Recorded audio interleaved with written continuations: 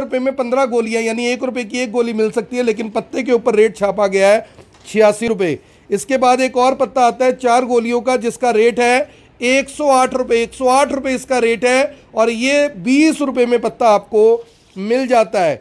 यानी आप समझिए कि किस तरह से लूट का ये कारोबार, 102 रुपए का पत्ता 20 रुपए में आपको मिल जाता है। और इस खबर को देखने वाले दोस्तों इस खबर को जरूर शेयर करें, क्योंकि आज रात को काफ़ी लोगों की नींद उड़ने वाली है, खासकर उन कंपनी वालों की जिन कंपनियों ने इतने भारी भरकम रेट के साथ ये पत्ते बाजार में उतारे हैं। यहां पर सवाल सिर्फ और सिर्फ एक है कि आखिर इतना भारी एमआरपी रखने का मकसद और मतलब क्या है। ये सवाल लेकर हम रजत खन्ना जी से जुड़ेंगे, जो कि खुद पिछले लंबे समय से दवाइयों के कारोबार में है, लेकिन अक्सर कोरोना काल में भी इन्होंने बताया था कि कैसे ये लूट का पूरा धंधा चलता है। रजत जी, ये क्या मकसद है? पत्तों के ऊपर रेट 200 रुपये और एक्चुअल में 15 से 20 रुपये में मिल जाता है।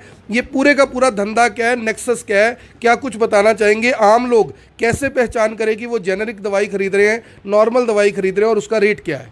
आकर्षण जी नमस्कार। सबसे पहले मैं आपके दर्शकों को ये बताना चाहूँगा, कई बार तो हमें भी नहीं पता लगता कि ये जेनरिक है या एथिकल।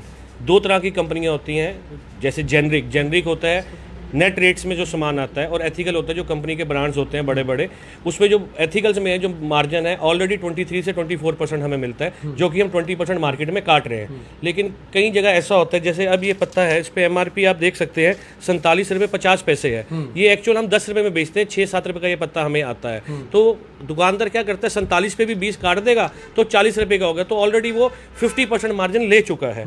तो कंपनीज अब ऐसे कैसे करते हैं, जैसे प्रोटीन पाउडर है 305 पे प्रिंट है, ये हम 305 रुपये छपा हुआ है, आप लीगली 305 में बेच सकते हैं।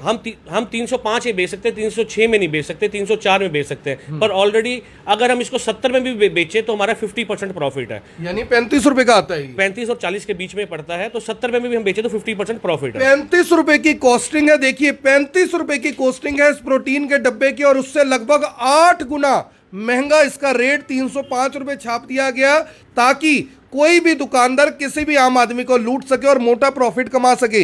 रजत जी, यहां पर सवाल ये है, बहुत सारे जो दवाइयों के दुकानदार हैं उनकी नज़रों में आप भी चुभेंगे, मैं भी चुभूंगा, जबकि आम लोग इस बात की प्रेज करेंगे कि आपने इतनी बड़ी बात रखी है। आप ये जो इतना बड़ा खुलासा खुद कर रहे हैं कि 35 रुपये में आता है, 70 रुपये में भी बेचते हैं तो कोई दिक्कत नहीं है, आम आदमी खरीद कर खुश है। ये इतने मार्जिन के साथ जो एमआरपी डिसाइडेड है, गवर्नमेंट को क्या लगता है आपको कि इसमें एंटरटेन नहीं करना चाहिए?